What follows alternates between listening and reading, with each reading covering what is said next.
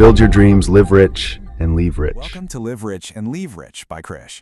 You know, buying a house, it's probably one of the biggest financial and, let's be honest, emotional decisions you'll ever make. So in this explainer, we're going to break it all down. Who should take that leap and, maybe more importantly, when? It's the question that pretty much every family asks themselves at some point. And it's a huge one, right? It pulls at your heartstrings, but also at your bank account. So today, let's decode who should buy a house, when you should do it, and what absolutely must be in place before you even think about signing on that dotted line. So here's our game plan. We'll kick things off with the whole emotional side of homeownership. Then we'll get super practical with a financial checklist. We're going to look at the right reasons to buy, talk about how debt can actually be a smart move, and wrap up with a safety net you absolutely need before you commit. You know, in India especially, owning a home is this massive cultural milestone. It's almost seen as the ultimate sign that you've finally made it. But let me tell you, rushing into this because of pressure from family or society can be a serious trap. I absolutely love this quote because it gets right to the point.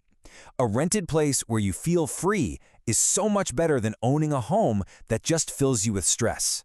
The goal isn't just to own something. It's to have a home that brings you peace, not panic every time that EMI is due. Okay, so how do you really know if you're ready? It's not about a gut feeling. Let's walk through a crystal clear 5-step financial checklist to see if your foundation is actually strong enough to build this dream on. These right here are the 5 non-negotiables, the pillars of being ready. First up, a stable income. Second, a monthly payment, your EMI, that you can actually handle. Third, a really solid down payment. Fourth, a safety net, your emergency fund. And last but not least, a real commitment to staying put for the long haul. Let's dig into each one. First things first, job stability. Look, a home loan isn't a short sprint. It's a marathon that can last for decades.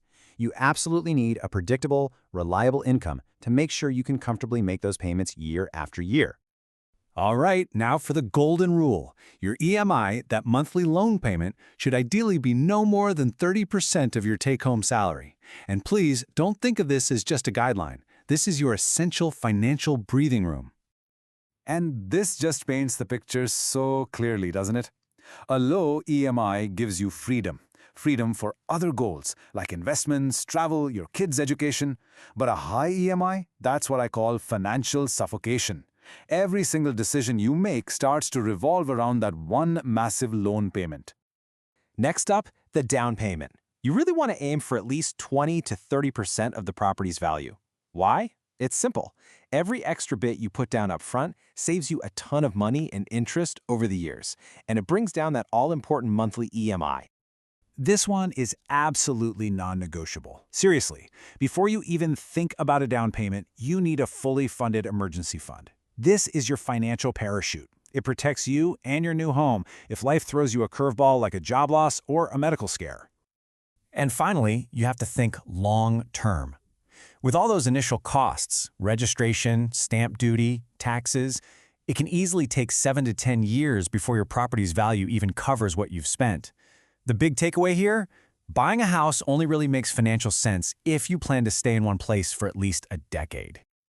Okay, we've covered the numbers, but now let's talk about the why. Your motivation for buying a home is just as critical as your financial readiness. So, are you doing it for the right reasons? Please, never, ever buy a house just because of these things. Pressure from your family, that old myth that rent is wasted money, feeling like you're falling behind your friends. These are all terrible reasons to make the biggest financial commitment of your entire life. You really need to let this one sink in. Homeownership is not a race to see who can get on the property ladder first. It's a massive, long-term responsibility, and it demands careful, thoughtful planning. Okay, now for an idea that might sound a little bit backward at first. Even if you have enough cash to buy a house outright, taking a home loan can actually be a brilliant financial move. Let's talk about why. This slide lays it out perfectly. When you pay with cash, your entire pool of savings is gone. It starves your other investments. But a loan, it lets you buy the house while keeping your cash free to grow somewhere else through compounding. Plus, you get some nice tax benefits and the flexibility to handle life's surprises. And the math just makes it even clearer.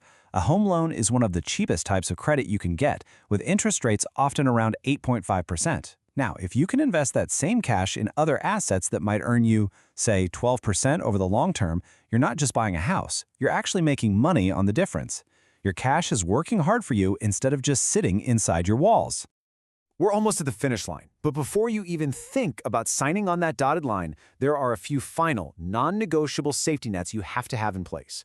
These are here to protect you and your family. Think of this table as your 5 essential shields.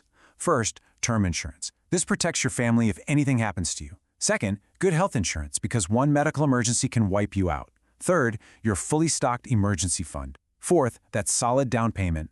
And finally, a separate budget for all the hidden costs like furniture, repairs, and moving. Do not move forward without these 5 shields up. So we've talked a lot about numbers and checklists, but we all know a home is so much more than that, right? It's about creating a safe space for your family, that feeling of belonging, and building a lifetime of memories. And really, that's the ultimate takeaway here. The perfect time to buy a house is when you're financially prepared, you're emotionally ready, and the decision fits into your life's big picture without adding a whole bunch of stress. It's all about finding that balance between your head and your heart. We've covered the who and the when of buying a home. But what's the next piece of this big puzzle that you're struggling with? Let me know in the comments. I'd love to know what part of this process you want me to simplify next. If this explainer was helpful for you, please subscribe and share it with anyone you know who might be navigating this same big decision. Thanks so much for watching.